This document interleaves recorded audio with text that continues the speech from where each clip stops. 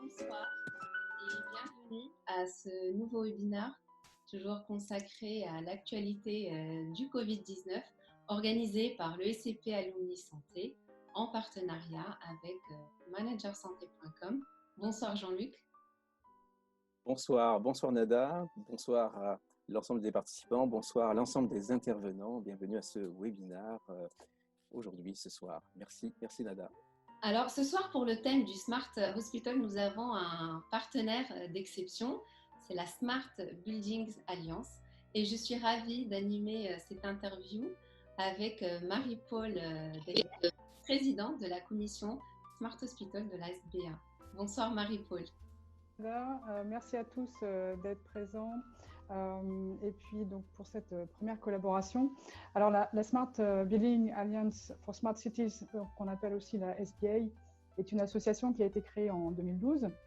Donc son principal objectif est d'accompagner les bâtiments et les territoires dans leur transition numérique et énergétique, donc pour le bénéfice de ses usagers.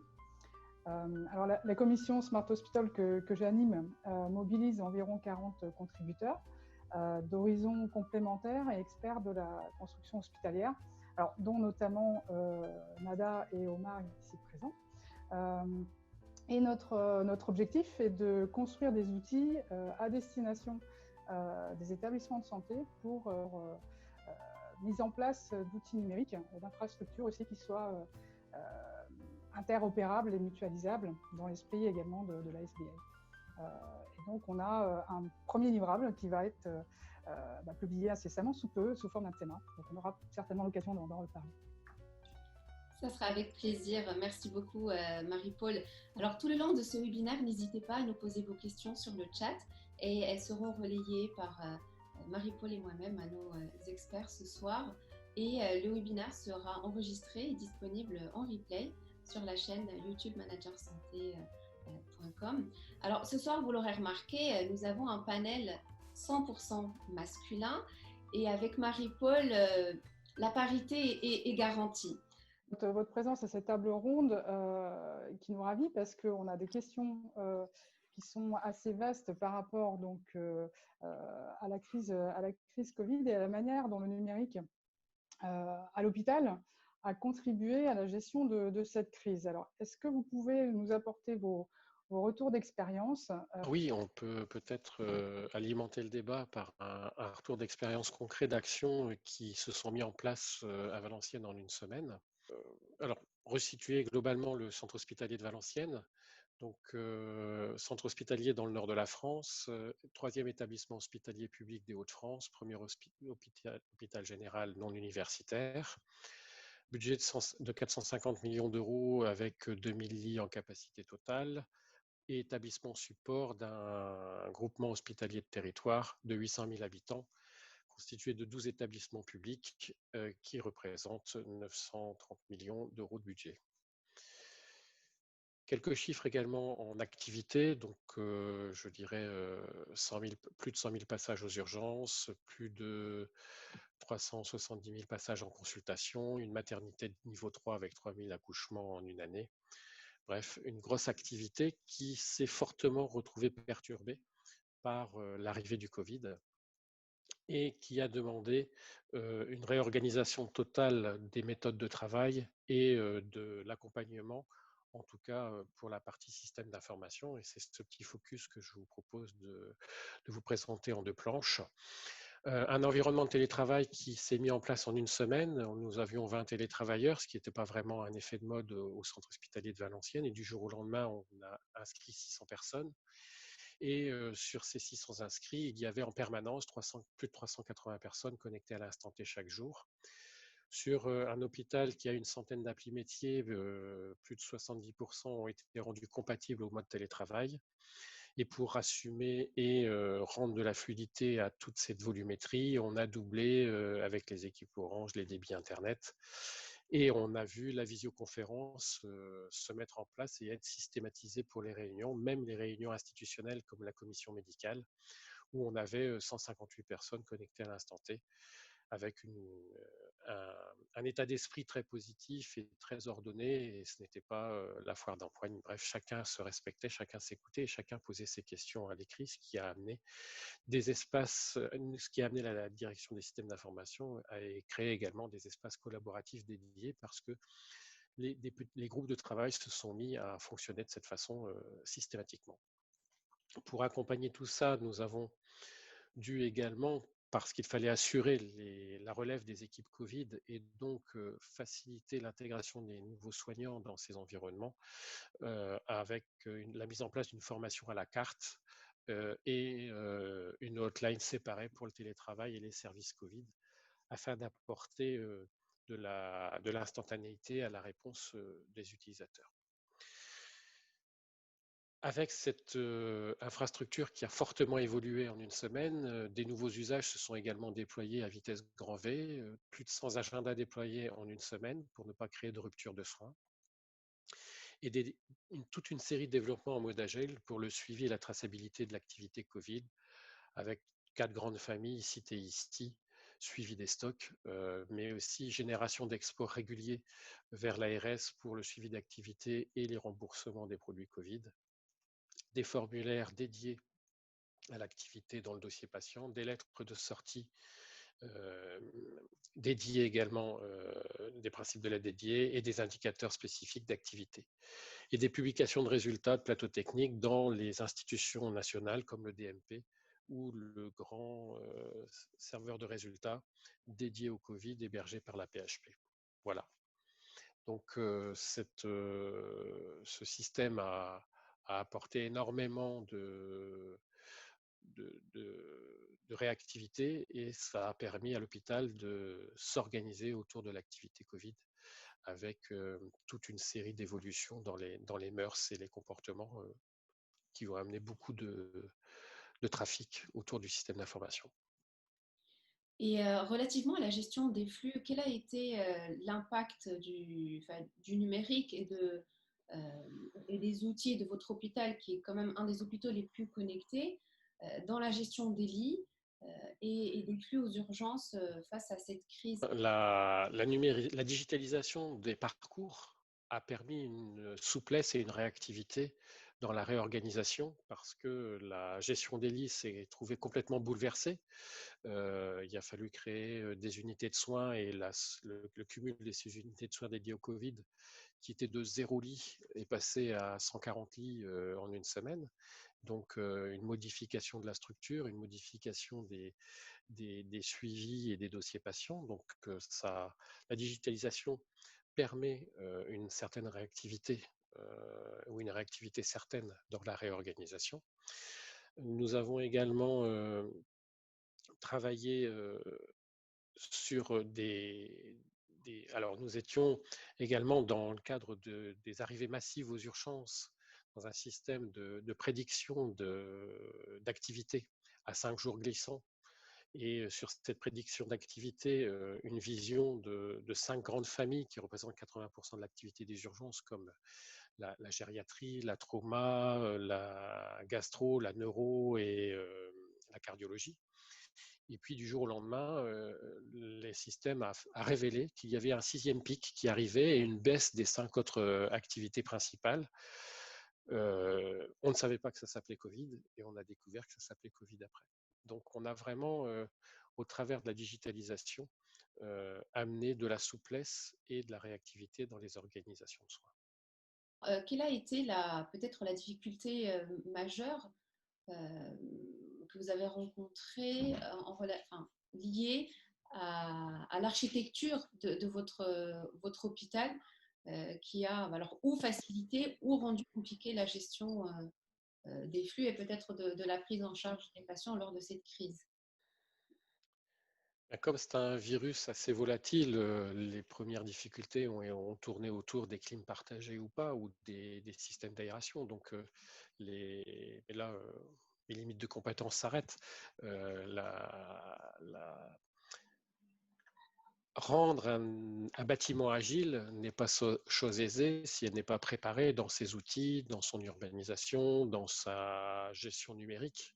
et dans tout ce qui tourne autour du biomédical qui va autour. Donc, sur la partie système d'information et connexion biomédicale, la digitalisation permet cette agilité parce que la transformation des chambres virtuelles pour les distributions de repas, pour les unités temporaires, etc., ça se fait très vite. La prise en soins, pareil, les formulaires, pareil, le suivi du biomédical, pareil. Après, effectivement, la partie physique bâtiment, elle évolue, mais je laisserai les autres intervenants s'exprimer sur le sujet. Là, Oui. ce n'est plus, enfin, je ne veux pas rentrer dans ce domaine-là, c'est pas mon domaine de compétence. Donc, vous l'avez vécu en tant qu'utilisateur. Peut-être voilà. que Laurent-Marc Fischer pourra nous donner aussi sa vision de comment vous voyez les hôpitaux aujourd'hui et leur conception. Quels sont les points forts et les points faibles de la conception en l'état. Tout à fait.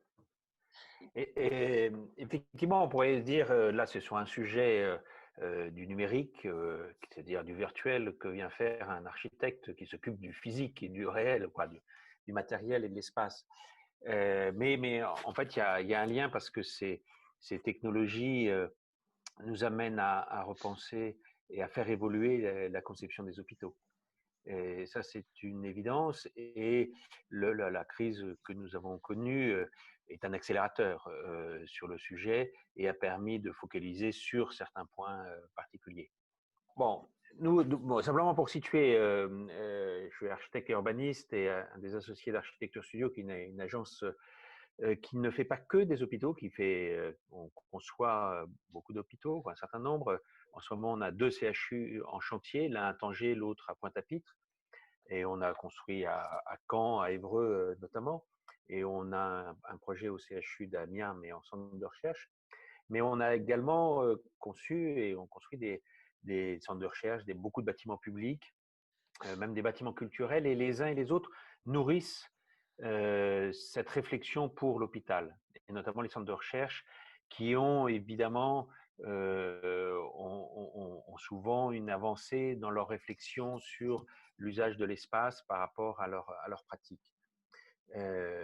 Donc là, on a donc effectivement ces 2 chantiers qui sont en cours, et surtout celui de Pointe-à-Pitre. Et ce qui était intéressant, c'est que il s'inscrit déjà dans une perspective de crise, parce que c'est dans un site, dans une région tropicale, dans lequel il y a des potentialités de crise sanitaire plus importantes qu'en métropole, a priori, comme le chikungunya, la dengue, etc. Et comment gérer ces crises, et comment l'organisation de l'espace, l'architecture de l'hôpital physique permet de mieux gérer cette crise.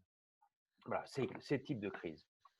Alors, si on part de… Alors, bien sûr, il y a des aspects qui sont liés au numérique, mais pas que cela. Si on part du numérique, là, on a vu que Valenciennes passait avec 600 personnes en télétravail. Ce qui est intéressant, c'est que nous, on s'est positionné dans notre réflexion dans le sens inverse. C'est-à-dire qu'il puisse y avoir 600, voire 2000 personnes sur un CHU, sur un site, qui puissent travailler en télémédecine vis-à-vis de l'extérieur, vis-à-vis d'une autre zone, une zone en crise, ou d'un besoin de télémédecine, ou de zones dépourvues ou éloignées. C'est le cas du reste, bien sûr, pour la Guadeloupe, parce que c'est un archipel et qui gère en même temps Saint-Martin. Donc, il y a toute une réflexion sur où se ferait physiquement, au sein du CHU, tout le travail de télémédecine, de liaison virtuelle avec d'autres sites distants. Et donc, ça réorganise, ça fait partie de la réorganisation des secteurs et de la répartition des différents secteurs dans l'hôpital. Avec, en parallèle, d'une évolution qui est l'évolution de la position, qui n'est pas facile, qui fait l'objet de beaucoup de débats, la position des bureaux, des lieux pour les médecins. On n'est plus, ça tout le monde sait, on n'est plus dans un système de services individualisé, on est plutôt dans des unités de soins, et la même chose, les bureaux de consultation ne sont plus attribués et évoluent au cours de la journée. Il y a bien évidemment des praticiens qui vont en bloc, qui vont en imagerie. Donc, on est en train d'assister à une explosion des lieux dans lesquels doivent se rendre les praticiens.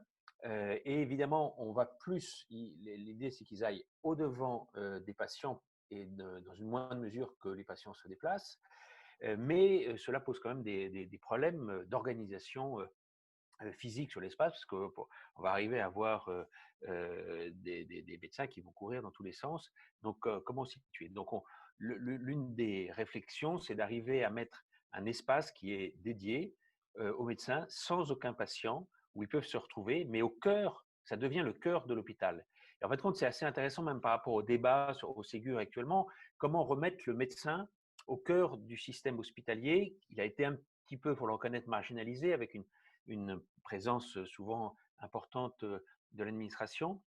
Et là, nous, le travail, c'est le remettre au cœur, même physiquement, tout simplement, pour pouvoir gérer des problématiques de déplacement et de faire un plateau qui est un hôpital presque 2.0, donc sans patients, mais qui permet aux médecins d'avoir des bureaux, d'avoir des espaces de travail, des espaces de rencontre, des espaces de télémédecine, des endroits d'échange entre eux, de travail en commun. On s'est beaucoup inspiré des centres de recherche, notamment celui de Danone que nous avions fait il y a quelques années, qui avait déjà identifié tous ces types d'espaces qui permettent soit des rencontres informelles, soit des rencontres très organisées, et de les replacer donc au cœur de l'hôpital. Donc ça, c'est un des aspects, c'est penser que c'est une activité, le travail en télémédecine, le travail virtuel, mais qui doit être situé géographiquement, mais qui ne doit pas être un énième lieu à l'autre bout d'un centre hospitalier dans lequel on mettrait un quart d'heure pour s'y rendre. Donc ça c'est important, et qui permet d'avoir des échanges et en même temps de travailler de manière assez isolée. Il y a des petites alcôves de travail, on est simplement à 2 à 3, puis et des salles plus grandes où ça peut être vraiment équipé. Donc ça c'est un des premiers points de l'intégration de l'hôpital intelligent ou du numérique par rapport à l'espace. Alors bien évidemment, l'autre point, si je reste sur les aspects numériques, et les retours qu'on a fait, parce que déjà on a mis en place des équipes de travail, notamment sur le CHU de Pointe-à-Pitre, qui est en cours de chantier, qui est en construction, on est en train de faire du béton, pour voir quelles sont les évolutions qui pourraient être nécessaires suite à cette crise. Et bon, en fait, je pourrais vous expliquer tout à l'heure, si vous voulez, quels sont les éléments qui déjà intègrent les principes de crise sanitaire.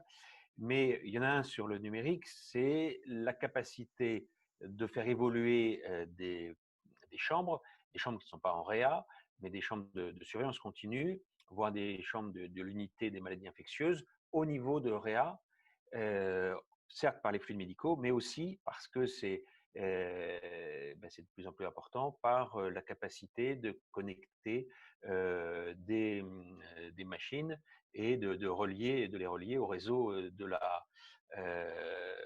l'hôpital, du CHU. Donc en réalité, l'une des principales conséquences, c'est qu'on va augmenter la capacité des chambres à être connectées au réseau numérique pour suivre ces évolutions et pouvoir monter très facilement en gamme les chambres qui ne sont pas les chambres de réa, pour les mettre en niveau réa. Et ça passe notamment par tout ce qui est numérique. Ça, c'est les aspects numériques. Mais il y a, si ça vous intéresse, il y a d'autres aspects qui sont moins dans le virtuel, qui sont dans le réel, dans le physique pur, sur lesquels soit nous avons travaillé, soit nous allons travailler, ou nous allons développer ces idées pour mieux accueillir et mieux gérer les crises sanitaires, parce qu'il y a non seulement l'aspect bien sûr numérique, mais aussi dans l'aspect architectural des bâtiments. Et nous avons deux questions justement relativement à votre intervention. Donc il y a Samira Bourava que nous saluons et qui pose la question: bonjour Laurent Marc, parles-tu des espaces dédiés aux médecins en tant que pôle indépendant zéro patient intégré à un CHU. Est-ce que c'est bien ça l'idée? Alors, Samira est l'une de nos travaille avec nous sur le CHU de Pointe-à-Pitre. Elle est ingénieure chez BIM Ingérop. Et alors, si tu peux me relire la question. Alors, est-ce qu'il s'agit bien des espaces dédiés aux médecins en tant que pôle indépendant zéro patient intégré à un CHU? Oui, exactement, c'est ça. C'est un pôle de médecins. Voilà, c'est ce qu'on a fait au CHU de Pointe-à-Pitre. Ça a été une évolution en cours d'études, hein. Au départ, dans le programme, ce n'était pas le cas. Et en cours d'études avec la CME, on a travaillé sur ce pôle médecin sans patient, mais complètement au cœur des unités d'hospitalisation. En réalité, il est au premier étage. En dessous, il y a de la consultation. Et au-dessus, à droite et à gauche, il y a des hospitalisations. Donc, il suffit, les médecins font un étage dans un sens ou dans un autre, ou vont latéralement et se retrouvent dans les consultations. Effectivement, c'est cet espace qui est important et que je pense qu'on peut encore faire évoluer. Il y a des réticences, il faut le reconnaître, de la part de certains membres du corps médical, parfois un peu peut-être les plus anciens, mais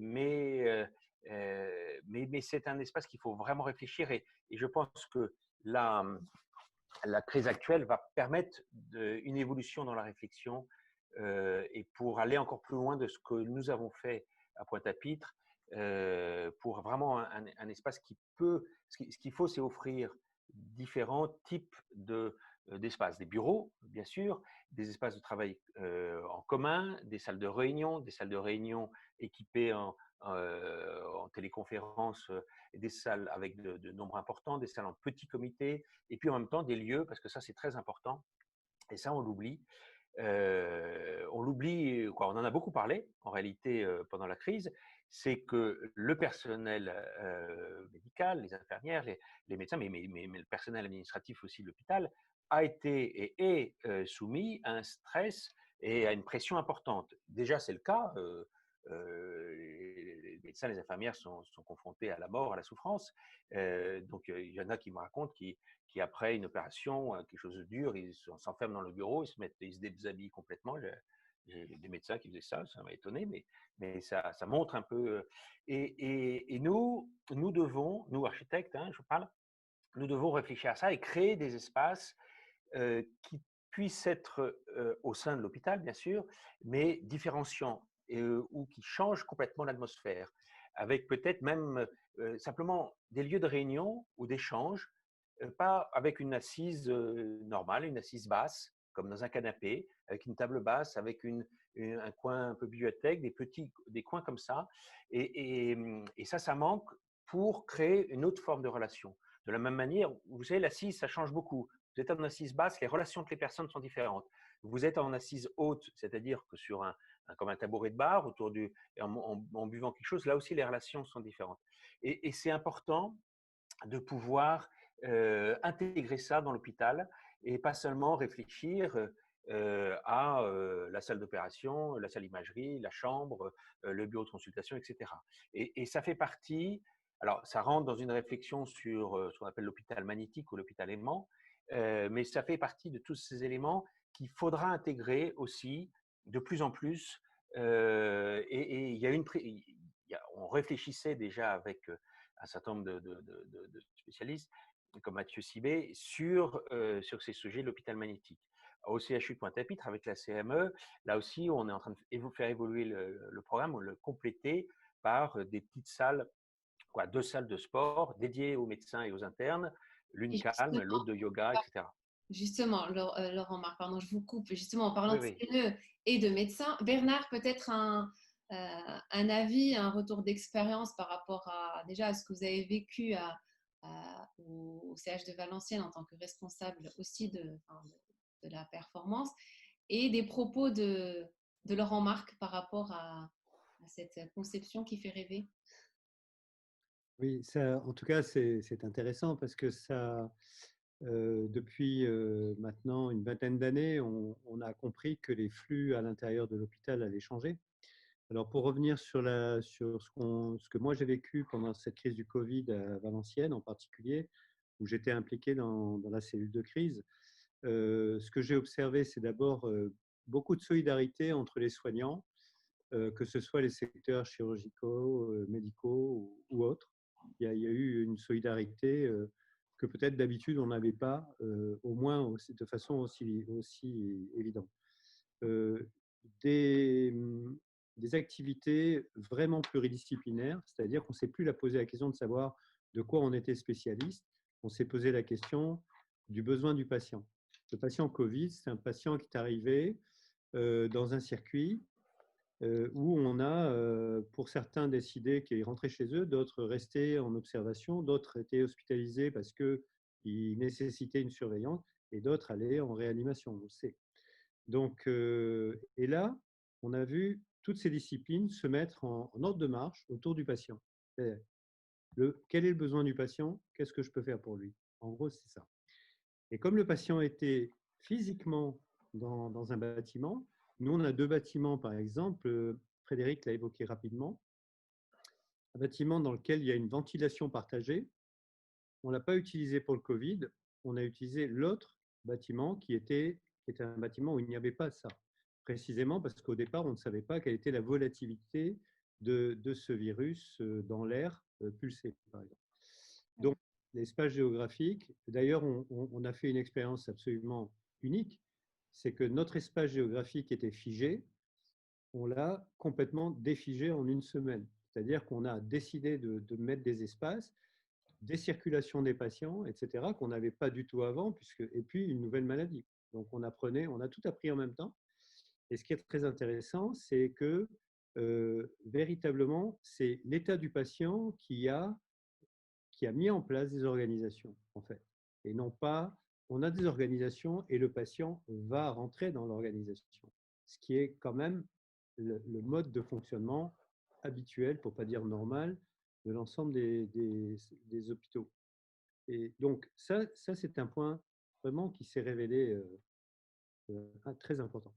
Et enfin, le troisième point, qui est probablement aussi très important et qui va nous suivre longtemps, c'est que le numérique est devenu un élément consubstantiel de la médecine. C'est-à-dire que penser faire de la médecine aujourd'hui sans numérique, ça n'existe pas. Alors, ça ne veut pas dire que la médecine ne peut être faite qu'avec du numérique. Ça veut dire que dans les conditions où nous pratiquons aujourd'hui, parce que certains sont éloignés des centres, il faut des téléconsultations, de la téléexpertise, du télétravail, de la téléradiologie, etc. Donc, effectivement, le numérique, il peut se penser, et il y avait une question qui était posée tout à l'heure, le numérique, il peut se penser aussi comme un hôpital qui va se projeter sur un territoire, peut-être physiquement, mais aussi numériquement, c'est sûr. Et nous l'avons réalisé, ça. Donc le télétravail, j'en ai parlé, donc les téléconsultations, avec les téléexpertises en particulier, à un moment donné, on a pris le relais. Dans les EHPAD, les médecins coordonnateurs ont progressivement refusé d'aller dans les EHPAD parce qu'il y avait un risque dans les EHPAD, le Covid se déploie beaucoup plus fort. Et donc, il y a un certain nombre de médecins qui n'y allaient plus, voilà, pour des raisons que j'ignore, mais c'était comme ça. Ils ont fait appel à nous, et nous, on a pris en charge ces EHPAD en téléexpertise, c'est-à-dire qu'on les a accompagnés très vite, avec des systèmes très légers. Et puis, on voit arriver maintenant une des conséquences, c'est qu'on se dit qu'on peut faire des RCP, des réunions de concertation pluridisciplinaire en cancéro, on peut les faire maintenant comme ça, puisqu'on a appris à travailler pendant 3 mois en télévision, en visio, comme on fait actuellement. On peut faire l'éducation thérapeutique des patients, on peut accompagner les patientes à domicile en postpartum, après l'accouchement, etc. Donc on voit bien que d'une part, ça s'est imposé rapidement, et d'autre part, c'est devenu un outil dont on se dit, tiens, je peux le faire tous les jours. Alors bien sûr qu'il y a des discussions sur les téléconsultations, ce n'est pas tous les patients. L'accompagnement des patients chroniques, ce n'est pas tous les patients. Mais on voit bien que certains niveaux de consultation peuvent faire l'objet de téléconsultations, peut-être pour avoir plus de temps à dédier à des patients qui ont besoin de plus de temps en présentiel. Demain, l'éducation du patient, ben, il y a des patients qui peuvent être parfaitement éduqués en visio, et puis d'autres peut-être pas. Et cela, c'est plutôt du présentiel, ou un mix des deux. Bref, on voit bien que subitement, ces 3 mois nous ont conduit à comprendre que les 3 virages qui sont, qu'on avait commencé à prendre il y a, on va dire, 10-15 ans, le virage de l'ambulatoire, d'une part, le virage de l'interventionnel, d'autre part, moins de chirurgie invasive, plus de gestes interventionnels. Et puis le virage du numérique, finalement, on a eu une accélération probablement de l'ensemble de ces paramètres. Et ça rejoint la discussion sur l'architecture. C'est-à-dire qu'au fond, cette médecine-là, on ne peut pas la faire dans des espaces qui sont découpés en fonction de telle spécialité, de tel bureau, etc., etc. On voit bien que ce qui a été proposé là ce qui a été discuté sur la Guadeloupe, c'est très très intéressant. C'est de dire finalement, le patient va être quelque part dans l'espace, il va être hospitalisé ou sur un plateau technique ou consulte, etc. Ou en train d'entrer ou en train de sortir d'ailleurs vers l'extérieur. Il va rester très peu de temps à l'intérieur de l'hôpital. En tout cas, on voit bien que les turnovers sont rapides. Et là, subitement, on se dit, tiens, effectivement, un pool de médecins qui peuvent se parler directement sans s'appeler au téléphone et en attendant de se voir, qui peuvent échanger des dossiers tout de suite, où il y a des zones de croisement des médecins entre eux, des personnels soignants entre eux et avec une accessibilité aux patients, qu'ils soient hospitalisés ou dans un bloc technique rapide, ça devient pensable aujourd'hui, alors qu'il y a quelques années, on ne pensait pas les choses comme ça. Voilà. Ça, c'est mes premières réflexions. Merci beaucoup Bernard. Maître Omar Yahya, quelle est votre vision ou peut-être réserve d'un point de vue sécurité, d'un point de vue protection peut-être juridique par rapport à cette numérisation et cet usage des données? C'est une vaste question, hein. Il y a si peu de temps et tant de choses à dire. C'est toujours la même problématique. Moi, j'ai noté un peu quelques mots-clés, j'ose pas dire éléments de langage, des précédents intervenants. J'ai noté effectivement alors ce qui m'a impressionné effectivement, c'est le chiffre, notamment le déploiement au sein du centre hospitalier de Valenciennes, du télétravail. C'est-à-dire qu'on est passé de 20 télétravailleurs, si vous voulez, à 600 en une semaine. Donc ça, c'est vraiment impressionnant. Donc il y a quand même aussi des conclusions, des conséquences en tout cas à en tirer sur le plan de l'organisation. Ça, c'est le premier point. Alors, remarque qui n'a strictement rien à voir, mais simplement pour rebondir sur ce que disait Laurent Marc. Alors, ça ne se voit pas, mais moi, je suis en assise basse. Donc, ça va déterminer un certain type de relation avec vous. J'ai noté que Bernard avait relevé aussi que le numérique était consubstantiel de la médecine. Je suis absolument d'accord évidemment avec ce constat. Ce que je retiens, en fait, si vous voulez, il y a un mot-clé que je retiens, enfin il y en a même deux d'ailleurs qui sont liés, c'est la modularité. Modularité, c'est-à-dire l'adaptation, si vous voulez, des meubles et des immeubles aux besoins et aux circonstances. C'est l'adaptation des produits et des services donc au contexte qu'on découvre.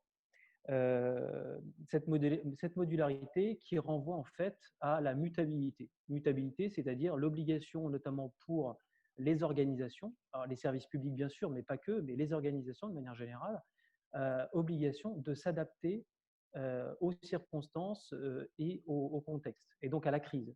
Et la crise, c'est effectivement le sujet qui nous occupe aujourd'hui. Mon constat, c'est que le numérique a repris finalement le devant de la scène. Et qu'à ce titre, les directeurs des systèmes d'information ont une véritable carte à jouer. Alors, moi, ce que j'ai observé, si vous voulez, c'est 3 phénomènes. Il y a 3 phénomènes qui sont à mon avis, sans précédent. C'est d'abord le déploiement massif du télétravail. Alors, ça, alors là-dessus, évidemment, il y a des avantages, il y a des inconvénients, donc j'aurai l'occasion d'y revenir. Ça, c'est mon premier point. Le deuxième point, c'est la télémédecine. Explosion, un boom incroyable de la télémédecine. Alors pareil, avec si vous voulez, des facilités qui ont été accordées par l'État, par l'assurance maladie. La question étant de savoir si d'ailleurs un retour en arrière est possible ou souhaitable. Je ne le crois pas, moi, à titre personnel. Je pense qu'on est vraiment dans une sorte de changement de paradigme. Et puis le troisième sujet, c'est l'utilisation massive des applications. Alors les applications, ce sont les applications qui concernent les outils de coopération, de partage, avec les risques que ça peut induire. Et puis ce sont aussi les outils de tracking, donc de traçage pour lutter contre la propagation. Alors, si j'aurai le temps, j'en dirai 2-3 mots aussi, parce que ça pose aussi des questions assez sérieuses. Alors, si je décline rapidement, sur le télétravail, quelques mots. Alors, c'est comme la télémédecine, si vous voulez. C'est un phénomène qui est d'abord issu de la pratique.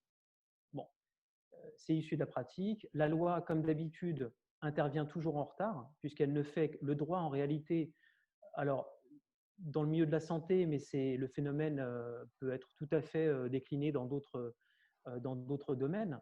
La santé, le droit ne fait que avaliser, entériner les faits, et le fait, donc une pratique. Et donc, dans le télétravail, qu'est-ce qu'on observe? Premièrement, c'est que le télétravail, il avait déjà été, si vous voulez, évoqué lors de la crise d'H1N1 en 2009. Le ministère de la Santé, à l'époque, c'était Roselyne Bachelot, avait publié une circulaire, notamment à l'attention des directeurs d'établissements, en disant, voilà, si vous voulez organiser en tout cas du télétravail auprès de vos salariés, dans la mesure du possible, n'hésitez pas. Bon. À l'époque, évidemment, la mayonnaise n'avait pas pris pour tout un tas de raisons, dans le détail desquelles je ne rentre pas. Ensuite est intervenue la loi. En 2012, il y a eu une consécration législative et réglementaire du télétravail, aussi bien dans le secteur privé que dans la fonction publique. Là, on voit bien également, et je rebondis vraiment sur le chiffre que Frédéric avait donné, 20 télétravailleurs.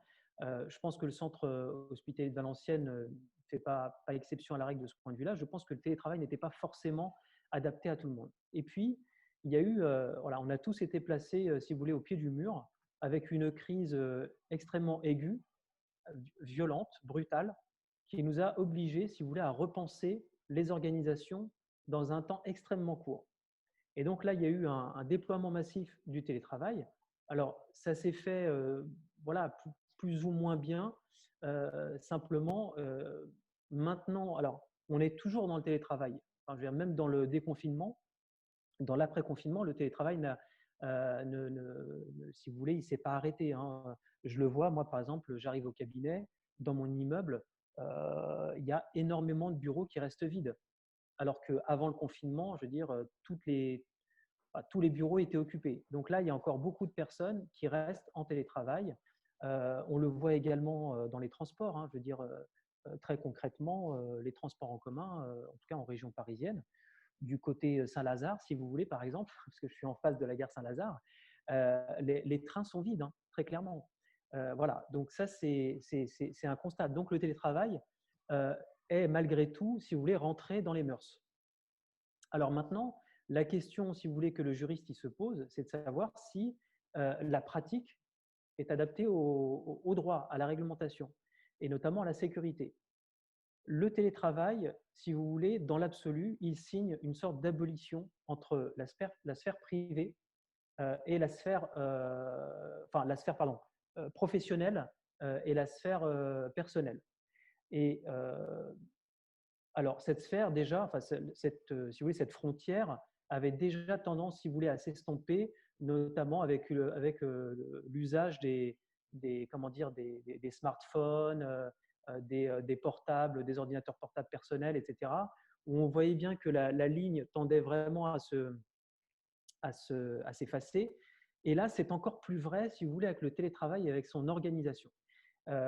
Sauf que cette organisation-là, elle doit pouvoir à la fois protéger le télétravailleur, mais également répondre à un autre impératif qui est celui d'assurer la continuité du service et donc d'assurer la bonne marche de l'entreprise, ou en tout cas des organisations, pour prendre un terme moins connoté et plus neutre. En cela se pose la question de la sécurité. Se pose la question de la sécurité et de la confidentialité.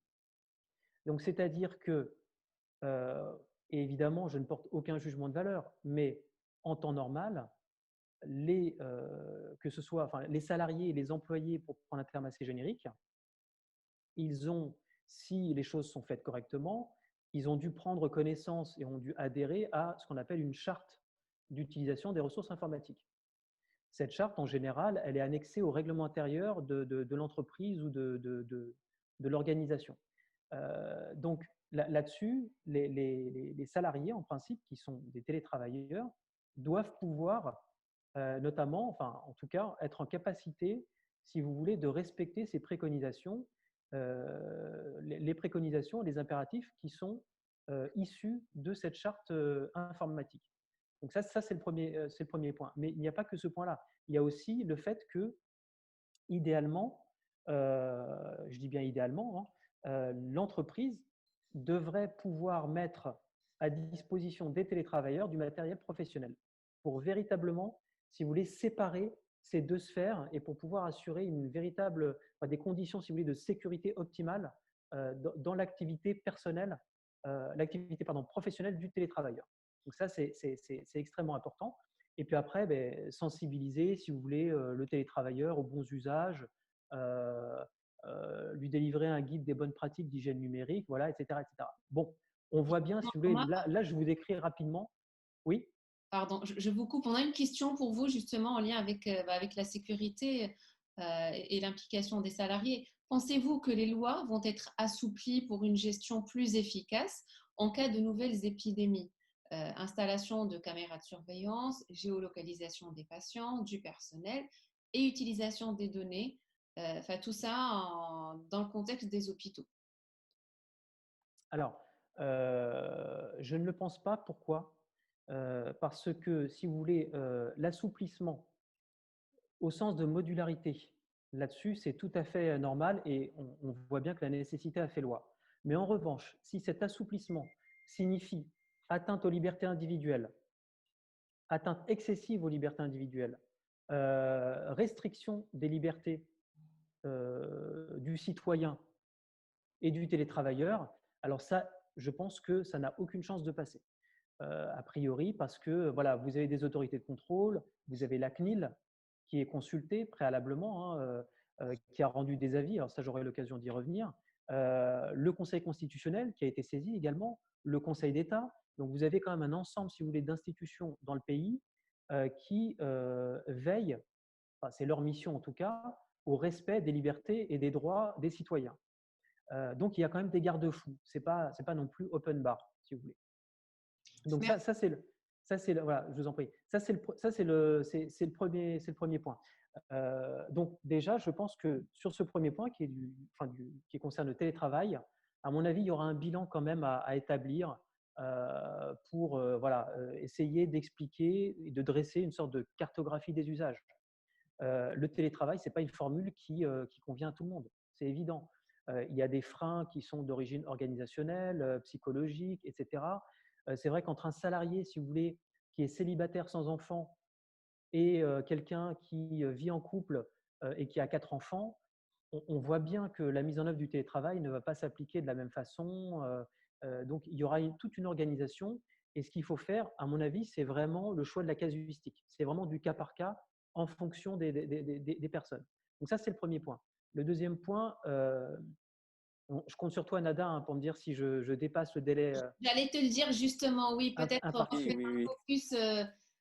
focus vers l'hôpital, vers les données. Alors, très rapidement, sur la. Très rapidement, un vrai. Très rapidement, très rapidement sur la télémédecine, vraiment en 2 mots. les chiffres sont ahurissants. C'est-à-dire qu'on est passé on est passé au mois de mars de 10 000 consultations à, je crois, à peu près 1,5 million par semaine au mois d'avril. Donc, bon, il y a eu une ouverture des vannes absolument formidable. Donc, voilà. Donc, la question va se poser aussi de savoir dans quelles conditions de sécurité vont pouvoir avoir lieu justement ces actes de télémédecine. Je referme le sujet sur la télémédecine et je poursuis sur l'usage notamment des outils de coopération et de partage. Alors que ce soit sur du télétravail ou de la télémédecine, on a vu fleurir une sorte de florilège, si vous voulez, d'outils. Alors Zoom, voilà, on utilise Zoom, mais Teams, Google Drive, WhatsApp, FaceTime, etc. Là, on voit bien qu'il y a un écosystème qui est en train de se dessiner. C'est un écosystème qui est en faveur, encore une fois, de la modularité. Si vraiment il y a un mot à retenir, c'est la modularité, c'est-à-dire qu'on a un écosystème métier à l'hôpital qui est demandeur de fluidité, qui est demandeur d'efficacité. Et le DSI, puisque c'est quand même lui la pierre angulaire, si vous voulez, du dispositif au sein de l'établissement, ne peut pas tenir le discours de l'interdiction en disant vous ne pouvez pas utiliser tel outil ou vous ne pouvez pas, voilà, pour des raisons de sécurité, etc. etc. C'est inaudible comme discours. Donc, si vous voulez, pour rester efficace, pour rester audible, il faut accompagner, il faut être dans la persuasion, dans l'accompagnement, dans la pédagogie, en expliquant au métier que, en effet, on peut renoncer à tel outil, mais à la place d'un autre. Et donc là, on tient un discours qui est plus audible et qui est plus efficace. Donc là, je pense que c'est vraiment très important. On est en train de redescendre en pression et je pense que le moment est venu du bilan. Donc il va falloir à mon avis, établir une analyse à froid de l'ensemble de ces outils et d'expliquer, d'analyser notamment leur conformité, notamment au RGPD, à la politique générale de sécurité des systèmes d'information, de santé, et voilà. Et donc vraiment d'expliquer tous ces éléments-là. Ce qui est important, c'est que le numérique maintenant, c'est devenu un enjeu crucial. Et le DSIO, il occupe, à mon avis, le devant de la scène. Et je pense que c'est une aubaine. Je pense que c'est une véritable opportunité pour permettre de consolider des méthodes, si vous voulez, de co-construction avec les autres métiers. Quelle était la stratégie régionale de gestion des lits et comment votre établissement s'y est-il intégré? Donc, la stratégie régionale de la gestion des lits, elle est passée par la plateforme régionale de gestion des lits et qui est suivie et instaurée par l'ARS avec son bras armé qui est le GIP Santé Numérique de Hauts-de-France, avec une modification du ROR qu'il nous a fallu remplir pour avoir le suivi de l'activité. Donc, elle était organisée par l'ARS et armée grâce au GIP Santé Numérique. Et concrètement, les hôpitaux ont dû s'adapter à la demande de l'ARS sur l'évolution du ROR pour connaître la disponibilité en lit et surtout l'ouverture et le potentiel de lit par secteur. De cette façon, je dirais, est-ce que vous avez pu utiliser des outils digitaux aussi, que ce soit bâtimentaires ou d'infrastructures, pour faciliter ces transformations d'organisation aussi de lits? Alors, la gestion des lits, elle est dans un mode traditionnel aujourd'hui. Elle va bientôt évoluer parce que la crise Covid, un premier retour d'expérience a été de nous montrer l'urgence de la gestion temps réel des lits et du suivi de ce qu'est la traçabilité la traçabilité et le taux d'occupation des lits et d'avoir donc une gestion du capacitaire temps réel, parce que là, on est vraiment dans les besoins instantanés en lit et des entrées-sorties. Dans un mode traditionnel, et tous les hôpitaux de France sont dans ce cas, la volonté les organisations font que la gestion des lits temps réel ressemble plus à un temps réel autour de 4 heures, c'est-à-dire début de service, fin de service ou milieu de service, pour la mise à jour des lits sur les entrées-sorties dans les services. Or, l'activité Covid, parce qu'on est quand même dans des suivis autour des services de réanimation ou de services de soins de suite intensifs, là on est vraiment, vraiment dans le temps réel. Et le temps réel, c'est le quart d'heure. Et donc, la leçon de tout ça, et la transformation des outils et des process pour arriver à cette gestion temps réel. Et pour que faciliter le travail, ça passe oui par l'organisation, mais ça passe aussi par une aide à l'organisation avec des outils.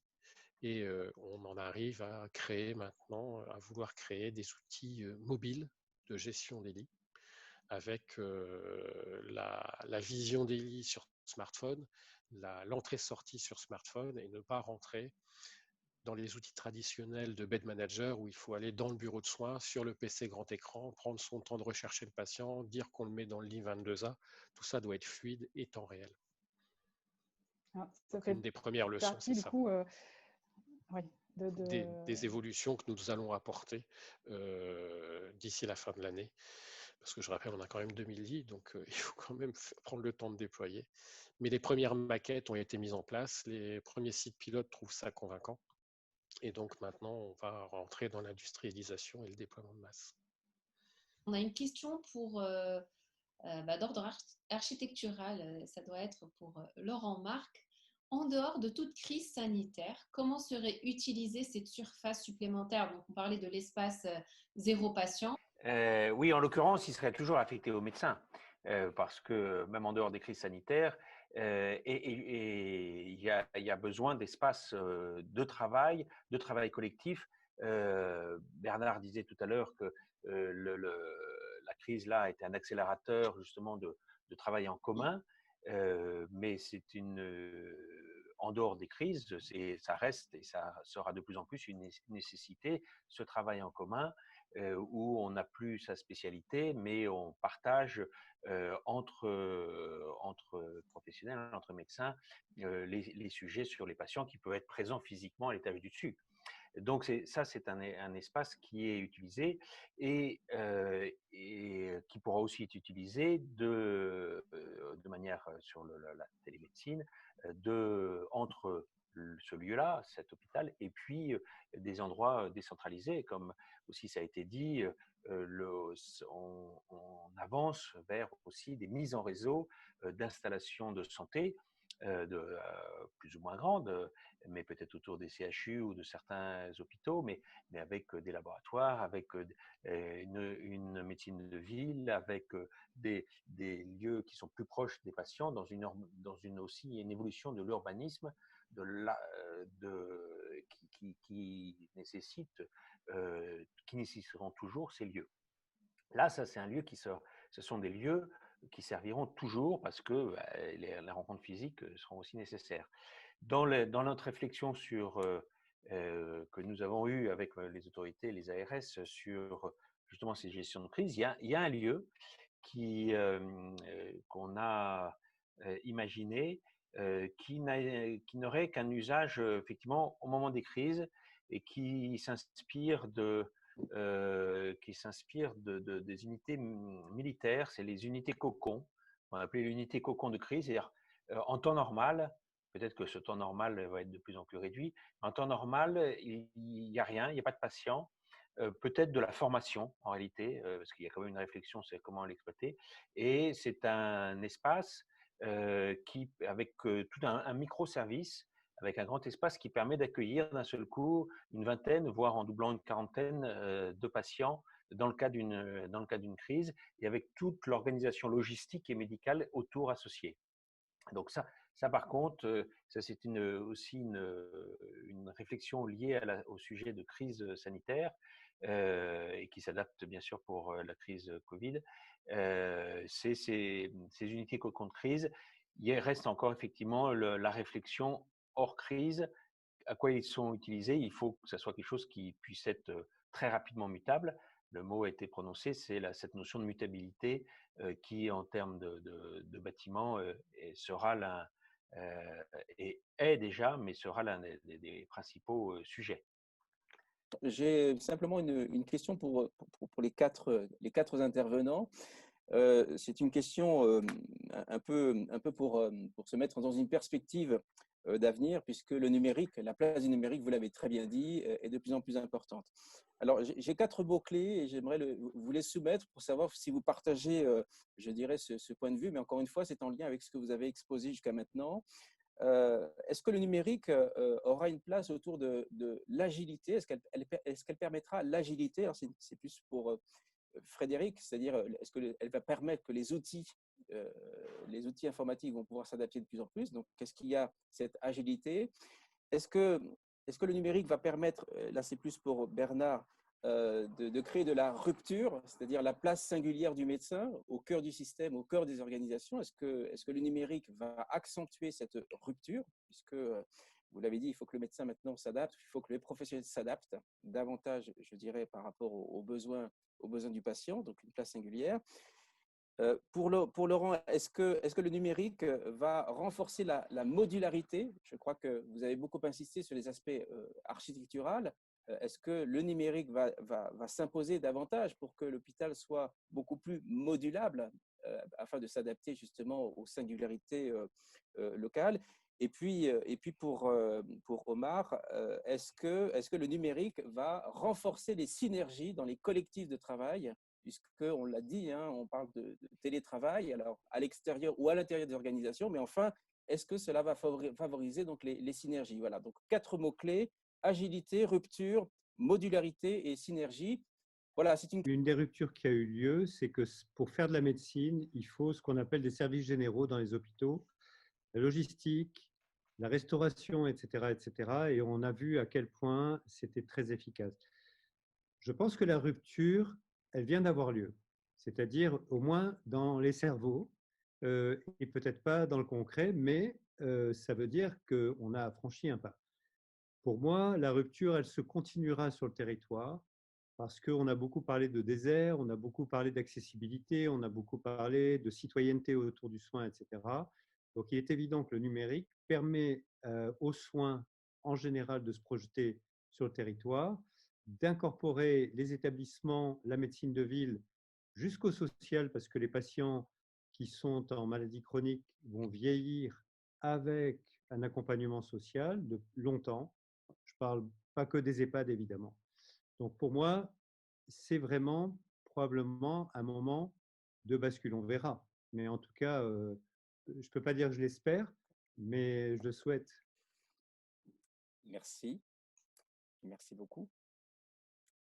Frédéric, pour compléter, peut-être? Alors, la méthode agile, oui, permet c'est l'essence même maintenant des systèmes d'information. Très peu d'hôpitaux ont encore déployé la méthode agile dans leur système d'information, dans les équipes systèmes d'information. Et force est de constater que le peu qui l'ont fait ont rendu le système d'information compatible avec l'esprit réactivité nécessaire dans les soins.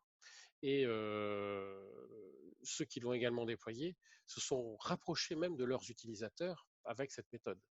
Et de ce fait, ont rendu le système d'information, ont fait en sorte que les utilisateurs finaux se sont appropriés le système d'information et ils parlent maintenant de leur système d'information et ils ne parlent pas des DSI qui viennent leur montrer les choses. Voilà, donc agilité, oui, agilité à déployer dans les hôpitaux à vitesse grand V. Merci beaucoup. Alors ensuite, il y a fait la synergie du coup. Oui, merci Jean-Luc. La synergie. Les synergies, puisqu'on est dans absolument. des collectifs. Les synergies, déjà, je pense que ce webinaire, il en est la preuve. Voilà, il y a une synergie. Je veux dire, on vient tous d'horizons différents. On a recours au numérique. Alors, ça a l'air un peu terre à terre ce que je dis, mais c'est voilà, autant partir du terrain. Donc, voilà, je pense que le numérique va continuer à développer ces synergies. Nous sommes tous issus de corps de métiers différents et nous parlons tous du même sujet, mais avec des regards croisés. Donc, je trouve que c'est extrêmement encourageant. Les synergies à l'hôpital, elles existaient déjà, hein, donc évidemment avant le numérique, mais voilà, enfin, les projets transverses. Alors moi, j'ai travaillé, Jean-Luc, j'ai travaillé 5 ans en hôpital. Alors il se trouve que c'était entre 2005 et 2010. Donc je pense que d'accord. depuis, ça a un petit peu évolué, je pense, l'hôpital. Mais voilà, mais en tout cas, le numérique, en tout cas, ne peut que contribuer à accélérer ces synergies. Parfait. Et la modularité, cher Laurent. Alors, effectivement, Laurent Marc, pardon, excusez-moi, Laurent Marc. effectivement, on pourrait dire le numérique va vers l'extrême modularité. On a un ordinateur, on a une visioconférence, on fait du dessin, on fait un texte, on fait du tableur, etc. Quand on parle au niveau du bâtiment, de l'architecture, il faut voir, il n'y a pas cette souplesse qu'un ordinateur. Donc, il faut voir, il y a un petit peu d'humilité. On ne peut pas imaginer un hôpital, un CHU, un hôpital quel qu'il soit, qui soit totalement flexible d'un bout à l'autre. Ça, c'est un peu illusoire et de cette une modularité complète. Par contre, il y a une nécessaire, même en allant plus loin, et le mot a été employé tout à l'heure, une mutabilité de certains espaces. Et on définit, alors on a un peu identifié, il y en a peut-être trois types d'espaces. Des lieux médicaux de moyenne intensité, comme l'hospitalisation, les consultations, etc. Il faut pouvoir très rapidement qu'ils puissent muter, mais dans ce niveau qui demande un niveau de climatisation, un niveau justement d'informatique, un niveau de charge, des niveaux techniques de même niveau, ou même une réglementation liée à incendie de même niveau. Donc là, il faut qu'à l'intérieur de ça, on puisse très facilement évoluer. Il y a un autre, on pourrait dire, des lieux de haute intensité, ce qu'on appelle parfois le plateau technique, mais dans lequel on a de la réa, des blocs, etc. Là, ils vont évoluer peut-être plus lentement, mais avec des technologies ou des besoins techniques très sophistiqués sur le traitement d'air, sur les fluides médicaux, sur des surcharges, des hauteurs sous plafond, etc. Donc là, on va pouvoir identifier ces espaces-là. Et puis, il y a un troisième type d'espaces qui seront plutôt sans patients, soit les accueils, soit des locaux, des espaces plus techniques ou logistiques, qui, eux, il faut être honnête, ne vont pas tellement. Une centrale de production d'énergie restera une centrale de production d'énergie, un cœur de réseau informatique restera un lieu de cœur de réseau informatique. Donc, l'évolution sera lente, même si dans certains hôpitaux, les cafétérias ont été transformés en accueil des patients. Donc, il y a ces niveaux. Et puis, là aussi, humilité, parce qu'on revient peut-être sur une histoire, sans revenir au 19e siècle avec des pavillons. J'ai été très intéressé par l'expérience de Valenciennes, ou cette réflexion par rapport au bâtiment. Et effectivement, l'hôpital, là aussi, monobloc, totalement flexible, etc., devient inadapté. On va plus travailler sur plusieurs bâtiments interconnectés, bien évidemment, qui pourront gérer soit des niveaux de crise différents, et qu'une crise à un endroit ou un problème à un endroit, ça peut être aussi des bactéries multirésistantes, hein, il n'y a pas que la Covid, il y a d'autres choses, pourra ne pas affecter le reste de l'hôpital. Et cette organisation spatiale est très importante. Donc, oui, pour une mutabilité des espaces, mais pas le rêve d'un bureau d'ordinateur où on change en 15 secondes. C'est sûr. Merci beaucoup, c'est parfait. Vous avez répondu au défi. Hein, donc, quatre questions, 4 éléments de réponse synthétiques. Donc, alors, pourquoi je vous les ai posés? C'est parce qu'effectivement, on est dans le contexte aussi des logiques de transformation, puisque le plan Ségur de la santé, c'est maintenant, et avec un certain nombre de propositions fortes, disruptives, qu'il faut activer. C'est la raison pour laquelle c'est intéressant de dire tout de suite si le numérique est une vraie force, est une vraie alternative pour permettre d'accompagner cette transformation, parce que les attentes des professionnels de santé, des familles et des patients, des citoyens sur les territoires de santé sont extrêmement fortes. Voilà, donc c'était la raison pour laquelle c'est intéressant de voir quelle est la place du numérique finalement dans ces différentes grilles de lecture. J'aurais une question pour Bernard, justement, pour rebondir sur le numérique en tant que levier d'amélioration de la performance et de sortie de crise, et peut-être amélioration de la prise en charge à l'avenir. dans les perspectives, en quoi cette crise va accélérer ou ralentir entre guillemets, la smartification, donc la question nous a été livrée comme ça, ou alors la numérisation, la digitalisation des hôpitaux, et dans quel sens, selon vous, Je pense que ce qui est smart aujourd'hui, c'est de concevoir que c'est bien du patient dont il s'agit, la gestion des hôpitaux. Et je pense que ça, c'est un atterrissage grandeur nature qui va générer probablement, alors je ne suis pas certain que le Ségur de la santé nous emmène l'ensemble des solutions auxquelles nous rêvons tous depuis 30 ans. Néanmoins, je pense que l'atterrissage a été relativement brutal et qu'il a replacé le patient au centre du sujet. Alors on disait depuis très longtemps que le patient était au centre, mais pour des raisons qui, à mon avis, n'étaient pas forcément les meilleures. Je pense que le numérique restera un outil au service de la médecine. Et je pense que je suis très attaché à l'idée du sens quand on fait un métier. J'imagine que ceux qui font des bâtiments font en sorte que ces bâtiments vieillissent le mieux possible, durent le plus longtemps possible et résistent le mieux possible à tous les événements. Même chose quand on fait un avion, on espère qu'il va décoller et atterrir.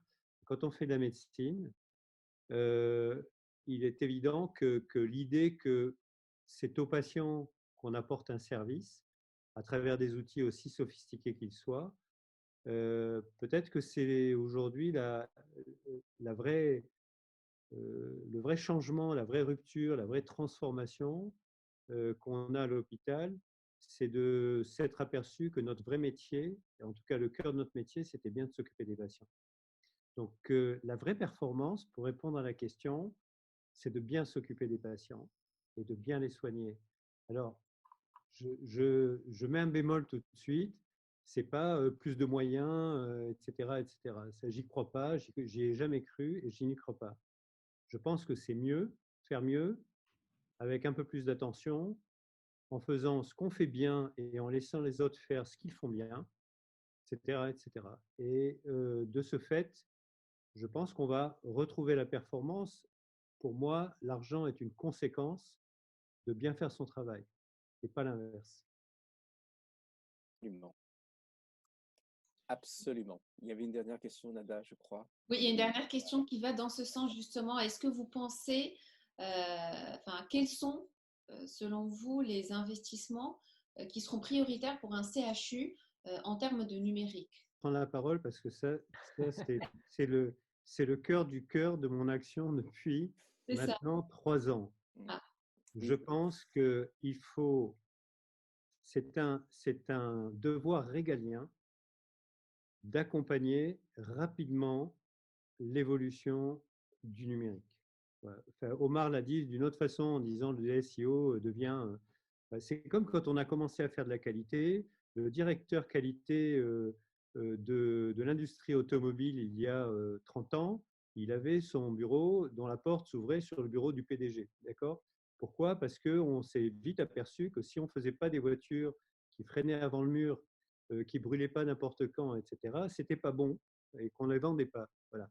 Donc, c'est comme ça qu'on a vu arriver les Japonais sur le marché il y a à peu près 45 ans et de façon massive. Donc voilà, ça c'est un vrai sujet et c'est un sujet de fond. C'est faire l'effort régalien sur le numérique parce qu'il est l'élément de transformation immédiatement à portée de la main. Et probablement, en dehors de toute autre considération, tenant compte du fait que, comme je le disais tout à l'heure, il faut s'en servir comme d'un outil. Voilà. Je dis souvent que ce n'est pas parce qu'on a un marteau dans la main que tout devient clou. Et je crois que c'est une image qu'on peut garder en tête. Ce n'est pas parce qu'on met du numérique qu'on soignera bien les gens. C'est avec le numérique qu'on soignera bien les gens. C'est une image, oui. Si je peux rebondir sur ce qu'a dit Bernard à très juste titre, effectivement, l'informatique n'a jamais réglé les problèmes d'organisation. on s'organise d'abord, on informatise ensuite. Enfin, c'est évident. Je veux dire, c'est pas parce que vous avez effectivement un outil. Hein, d'ailleurs, c'est ce qu'on se disait, Nada. C'est pas parce qu'on s'achète un stylo dernier cri qu'on va se mettre à écrire comme Chateaubriand. Voilà, c'est un peu ça. Moi, si vous voulez, quand j'ai lu la question de Samira, en fait, j'ai eu tout de suite un mot-clé. Je pense que, en tout cas, ce que je vois, notamment ce qui paraît dans la presse spécialisée, c'est que les CHU sont en train d'investir notamment dans les traitements de données, de santé, notamment en coopérant avec les startups et donc en créant notamment ce qu'on appelle les entrepôts de données de santé. Alors après, avec des finalités diverses, mais je pense que les CHU, alors les établissements de manière générale, mais les CHU ont vraiment de l'or entre les doigts. Ils ont de la data. Et après, qu'est-ce qu'on fait de cette data? Est-ce que, alors comme Valenciennes, je sais que Bernard, tu avais évoqué l'autre jour dans le bassin de ton établissement une surmortalité supérieure en tout cas à la moyenne nationale. Et justement, c'est vrai que ce projet du centre hospitalier de Valenciennes de coopérer avec une start-up et de créer un traitement sur ce sujet, je pense qu'on peut vraiment, à mon avis, comment dire, c'est un des investissements, c'est un des axes prioritaires, à mon avis, des établissements. C'est de pouvoir vraiment utiliser cette masse de données et de pouvoir en tirer, en extraire quelque chose. Voilà, c'était un exemple pratique qui m'était venu à l'esprit. Merci Omar. Et c'est vrai que l'image que vous avez donnée, Bernard, est une belle image et qui mérite aussi d'être regardée en conclusion. Ce qu'on retient de cette crise, c'est qu'il y a une forte capacité d'adaptabilité et de mutabilité dont tous les professionnels ont fait preuve et que le patient doit rester au cœur du dispositif de santé, peut-être même de l'architecture. Vous évoquiez tout à l'heure, Laurent Marc, un hôpital centré sur le médecin, mais aussi sur le patient, que ce soit pour l'accessibilité, pour les différents parcours, qu'ils soient en présence ou à distance. C'est ce qu'on retient essentiellement. Marie-Paul? Oui, je trouve qu'on a des mots-clés là pour la conclusion, effectivement, qui sont très forts de sens et liés à l'actualité, hein, évidemment, avec le Ségur de la santé. Je dirais que moi, je retiendrai de ces échanges que le bâtiment et le numérique sont vraiment des outils, des moyens pour améliorer la prise en charge de chacun que nous sommes dans nos vies, et puis mieux adresser aussi les territoires. C'est un peu à l'image d'un hub avec des satellites pour pouvoir aller en puits fine jusqu'aux différentes personnes qui en auraient besoin. Et effectivement, le numérique peut y contribuer. Absolument. Et le sujet est vraiment passionnant. On peut y passer des heures. Et malheureusement, on est contraint par le temps. Et je pense que je vous inviterai tous à échanger un peu plus longuement à Tanger, n'est-ce pas, Laurent Marc, au soleil, pour visiter le chantier du nouveau CHU, qui est avance bien. Secteur d'ailleurs. Un grand merci à vous quatre de votre disponibilité, de votre partage et retour d'expérience. Merci. Bravo à tous. De cette collaboration, d'avoir animé cette session. Merci managersanté.com et à tous les participants. Avec plaisir, vraiment. C'est un très très beau panel justement d'expertise au service de la transformation de nos organisations de santé. Donc bravo à l'ensemble des intervenants. Puis, passez une très bonne soirée et on vous donne rendez-vous la semaine prochaine avec 2 urgentistes qui vont nous raconter un petit peu la crise vécue au service des urgences. Je ne dévoilerai pas les noms, mais vous découvrirez rapidement. À très bientôt et bonne soirée. Portez-vous bien. Merci à tous. Merci beaucoup. Bonne soirée. Merci à tous. Merci, au revoir. Merci, au revoir. Voilà.